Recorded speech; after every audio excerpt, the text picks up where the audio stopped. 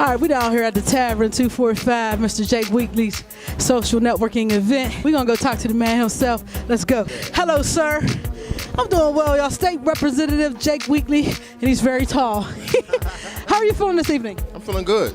I'm feeling real good. Now, tell us a little bit about this particular event that you have going on this evening and why you feel it's important for Pittsburgh entrepreneurs to attend. Sure. Well, first of all, I want to thank Shanita Jones for pulling it together for me.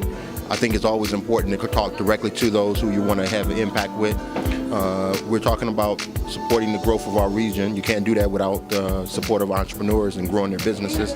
So we need to understand what their needs are and how we can play a role in helping them be successful. Now, you've been in Pittsburgh politics for quite some time now, and you've seen the demographics of the city change a lot. You do a lot of work on the Hill District. You've seen how they've kind of taken some of the poor people out of that district. What do you think should occur to keep, especially people of color, in that area? Well, again, it all begins with education and jobs. Whenever we're talking about developing an area, you are going to have folk left behind if you don't develop their educational opportunities, making sure that they're competitive and that their access to jobs that are paying them a quality wage so that they can progress. And so the whole balance that we've always tried to participate in is how do you do it in a way that you can redevelop a community like the Hill District or Belsuva or parts of the North Side, and develop the human capital so that you're developing those humans so that they're able to capture the job market, grow themselves, that their children are able to be prosperous and grow themselves.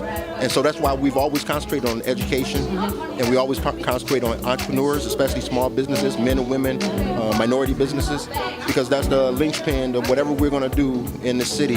If it's going to be sustainable, we have to develop both the capital, the human capital, and the physical capital. Absolutely. Now, tell us a few things that you've done since you have been in Pittsburgh politics that has forwarded that mission. Well, again, we go right back to how we've championed around, we'll take the issue of grocery store. Very solid, for 30 years, the Hill District without a grocery store. Now, it wasn't just a Hill District issue, it was a statewide issue. So what did we do? At the state level, we came in, we had a hearing right here in the Hill District around food deserts. Then we took what we learned from the food desert hearing back to the Capitol. Working with the White Evans and other Black Caucus members, we developed a policy that would put $10 million of state capital into a private fund that was taken to market by the Reinvestment Fund out of Philadelphia, and they were able to bring back $140 million, and then we were able to see the development of grocery stores. Now, why grocery stores? Grocery store is both a health issue, but it's also a small business. It's an economic issue. The one that we have in the Hill District is employing over 100 people. Nice. So, again, that's a small issue, but it shows how if you have the right policymaker working together, they can have a substantial impact and do something significant. So that's one of the examples that we've been able to do.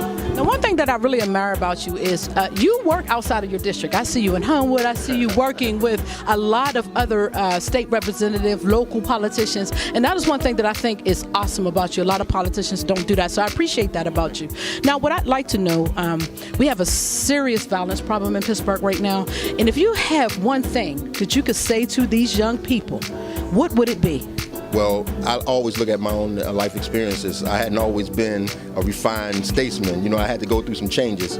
What was different, though, for me is I always had a support network that when I fell down, there was always people willing to pick me up. The first thing I would tell to any young person is not the failures that get you.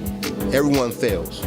You have the power to stand up, get up, and do whatever you want to do. Don't get caught in your current situation and thinking that's your permanent situation. Yes, sir. And so when I talk to young people, I always talk about you have to love yourself enough to be able to stand up for yourself, even if you're the only one willing to do it, and to be able to follow and pursue your dreams, even when there's challenges in front of you.